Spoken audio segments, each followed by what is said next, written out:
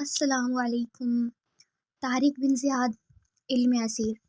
فلورنڈا نے اپنے ہیرے کی انگوٹھی دے کر ایک سپاہی سے خنجر حاصل کر لیا تھا۔ محل میں شاہ راڈر کی موت پر کوہرام مچا ہوا تھا۔ شاہ راڈر کی بیوہ نے رو رو کر اپنا حال برا کر لیا تھا۔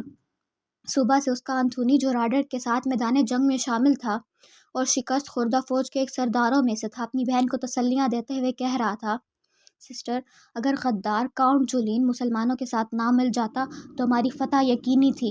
کاؤنٹ کے نام پر ملکہ بھڑک اٹھی اور اس نے غصے سے کہا، باپ نے دین مسیح کے ساتھ غداری کر کے پوری عیسائی قوم کا سر جھکا دیا اور اس کی بیٹی محل میں میرے سینے پر مونگ ڈال رہی ہے۔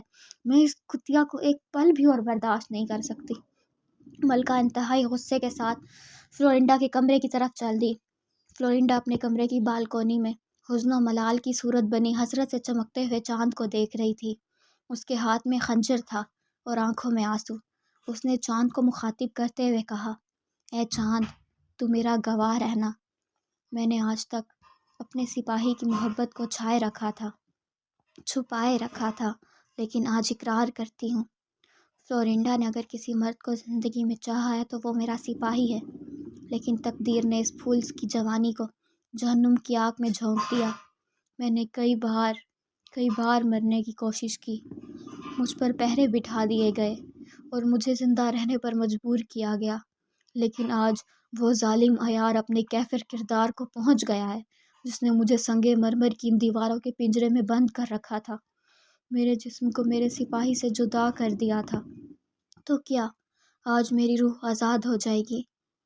پھر رات دن میں سایہ بن کر اپنے سپاہی کے ساتھ رہوں گی۔ جو ہی اس نے خنجر اٹھا کر سینے میں اتارنا چاہا، ایک جھناکے کے ساتھ تلوار کے وار نے اسے دور پھینک دیا۔ اس نے غصے سے دیکھا، اس کے پاس ہی راڈر کی ملکہ اور اس کا سالہ کھڑے تھے۔ ملکہ نے غصے سے کہا، غدار باپ کی غدار لڑکی، میں تجھے اتنی آسانی سے نہیں مرنے دوں گی۔ تیرا باپ بھی کافر ہو گیا ہے اور تو بھی۔ میں تجھے بھیک کے ٹکڑے مانگنے کے لیے مجبور کر دوں گی۔ ابھی اور اسی وقت اس محل سے نکل جا، سیاہ ناگن۔ تو نے میرے شوہر کو ڈس لیا ہے۔ ناگن جتنی حسین ہو اتنی زہریلی ہوتی ہے۔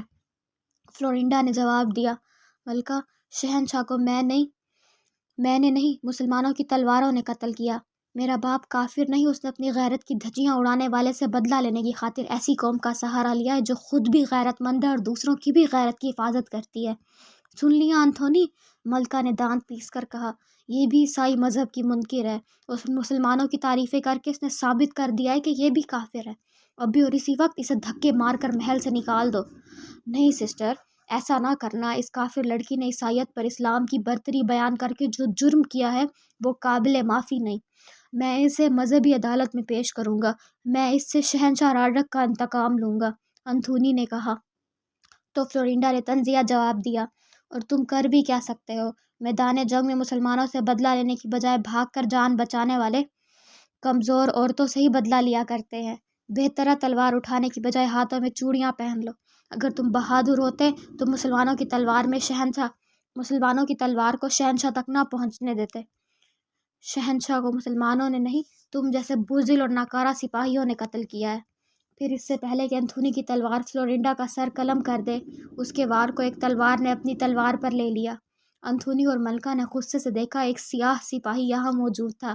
ملکہ نے قہر بھری نظروں سے دیکھ کر سوال کیا، اس نمک حرامی کا مقصد؟ سپاہی نے سر جھکا کر جواب دیا، نمک حرامی نہیں، نمک حلالی کر رہا ہوں۔ مادر، ملکہ، آپ کو علم ہے میں شہنشاہ راڈرک کا زرخرید غلام ہوں۔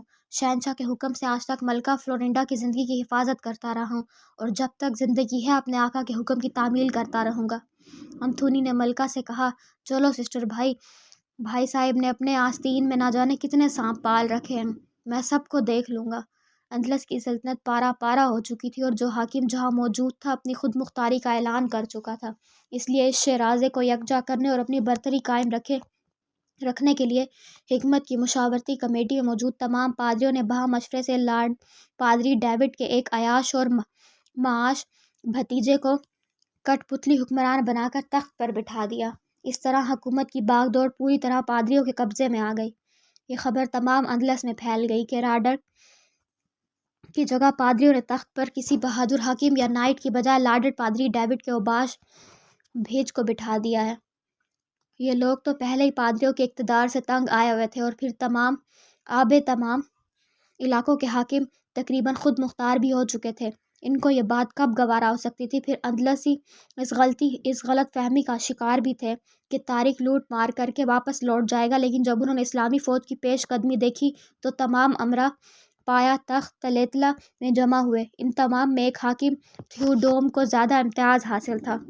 اس نے تمام بکھرے ہوئے شرازے کو اکٹھا کر کے سب کو ایک علم کے نیچے جمع ہونے کا، ایک علم کے نیچے جمع ہونے کا مشورہ دیا، لیکن کلیسا کے باوقار پادریوں نے اس شرط پر الحاق کرنا تسلیم کیا کہ اندلس کی تمام فوج کی کمان لارڈ پادری ڈیوڈ کے بھتیجے مارکوس کے ہاتھ دے دی جائے اور اسے اندلس کے فرمانروا تسلیم کر لیا جائے۔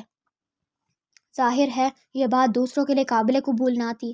وہ فوج کی کمان تھیوڈوم تھیوڈ خیر کے ہاتھ میں چاہتے تھے، جو ایک بہادر سپاہی اور جنگ آزما سپہ سالار تھا۔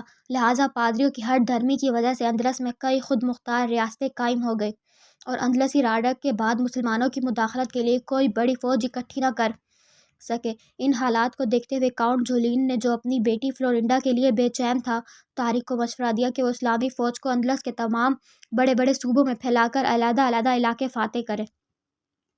در گل و خار تاریکی میں اپنے کمرے میں موجود فلورنڈا اپنے پلنگ پر پڑی سسکیاں لے رہی تھی کہ اچانک کسی نے اس کے کندھے پر ہاتھ رکھ دیا۔ فلورنڈا نے سر اٹھا کر دیکھا، ہونٹوں پر شیطانی مسکراہٹ سجائے انتھونی کھڑا تھا۔ فلورنڈا نے زہر خون نگاہوں سے دیکھ کر غصے سے پوچھا، اس وقت تم میرے کمرے میں کیوں آئے ہو؟ شعلے پر شبنم کی بارش کرنے اپنی پھول سی جوانی کو کیوں کانٹوں میں الجھا رکھا ہے؟ بوڑھا اور ظالم راڈک مر چکا ہے، اب اگر تم ان جوان بازوں کا سہارا قبول کر لو تو عمر بھر ملکہ بن کر رہ سکتی ہو۔ انتھونی نے کہا تو فلورنڈا زخمی شیرنی کی طرح اٹھ کھڑی ہوئی۔ اس نے گرجتے ہوئے جواب دیا۔ انتھونی نے قدرے برہم ہو کر کہا، فلورنڈا تمہیں احساس نہیں کہ تم تلوار کی دھار پر کھڑی ہو؟ میرے اشاروں پر تم خوشیوں سے دامن بھی بھر سکتی ہو؟ نکل جا شیطان میرے کمرے سے، میں تیرے منہ پر تھوکنا بھی پسند نہیں کرتی، انگاروں سے جل بھی سکتی ہوں، میں چاہوں تو اس پھول کو زبردستی مسل بھی سکتا ہوں اور میری راہ میں کوئی حائل بھی نہیں ہوگا۔ یہ آپ کی غلطی نہیں ہے، نائٹ گلوں کے ساتھ خار بھی ہوتے ہیں، شاید گلوں کی حفاظت کے لیے۔ انتھونی نے غصے سے مڑ کر دیکھا۔ حافظ حبشی تلوار کے قبضے پر گرفت مضبوط کیے کھڑا تھا۔ انتھونی نے دانت پیس کر جواب دیا، کتے نمک حرام، تیری یہ ہمت! پھر اس سے پہلے کہ غلام اپنا دفاع کرے، انتھونی کی تلوار بجلی کی طرح تڑپ کر میان سے نکلی اور غلام کی گردن دھڑ سے جدا ہو کر زمین پر آ گری۔ فلورنڈا کے حلق سے فرق شگاف چیخ نکل کر محل میں گونج گئی اور پھر کئی محافظ اپنے بھاری قدموں سے رات کے سناٹے میں آواز پیدا کرتے ہوئے فلورنڈا کی خوابگاہ کی طرف دوڑ پڑے۔ ان کے ہمراہ محافظوں کا حاکم اعلیٰ بھی تھا۔ جو ہی وہ کمرے میں داخل ہوئے اور محافظ کی لاش کو دیکھا، اس نے انتھونی سے سوال کیا، شہزادے آپ یہاں اس وقت؟ کیا آپ نے اس غلام کو قتل کیا ہے؟ ہاں، میں نے اس غدار کو قتل کیا ہے۔ کیوں کیا ہے؟ اس کا جواب میں کلیسا کی عدالت میں دوں گا۔